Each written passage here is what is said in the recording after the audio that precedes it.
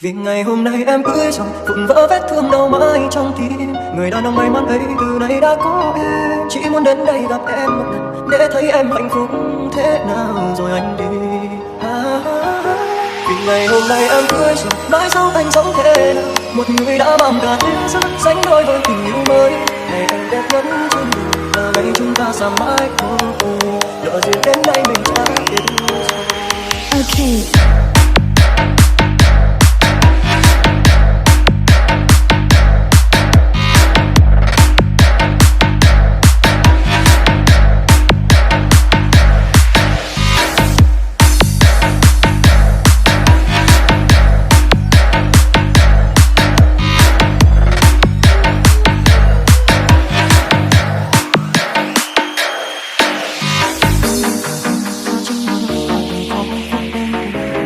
Đời sống tốn định đến khi nhận ra nên quý hơn những ngày tháng sống bên nhau.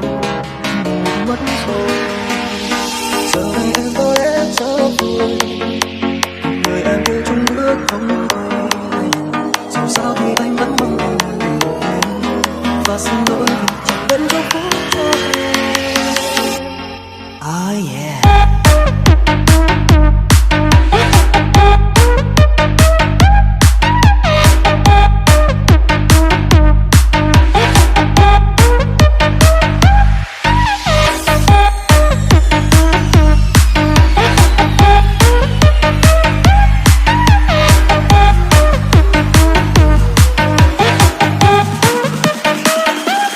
Ngày hôm nay em cưới rồi, vỡ vết thương đau mãi trong tim. Người đàn ông may mắn ấy từ nay đã có em. Chỉ muốn đến đây gặp em để thấy em hạnh phúc thế nào rồi anh đi.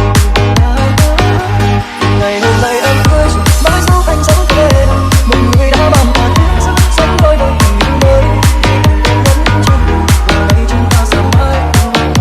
Lỡ duyên đến đây mình đã biết.